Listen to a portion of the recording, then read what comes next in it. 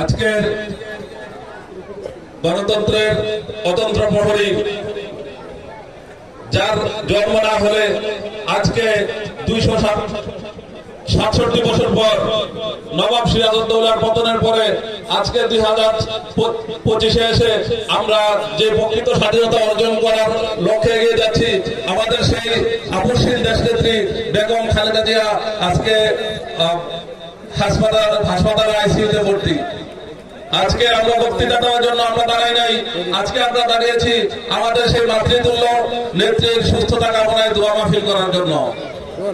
আজকে উপস্থিত আমার সম্মানিত নেতৃবৃন্দ, বাংলাদেশ জাতীয়তাবাদী যুবদলের অঙ্গ ও সহযোগী সকলের সকল নেতৃবৃন্দ এবং দূর দূরান্ত থেকে আগত আমার সম্মানিত ভাই বোনেরা, মুসলমান ভাইদের প্রতি আমার সালাম, আসসালামু আলাইকুম, এবং হিন্দু ভাই ও বোনদের প্রতি আমার নমস্কার এবং শুভকামনা।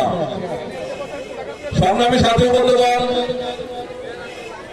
যেহেতু আমাদের সিনিয়র নেতৃবৃন্দ এখানে উপস্থিত আছেন, ওনারা বক্তব্য দেবে, আমরা শুনবো।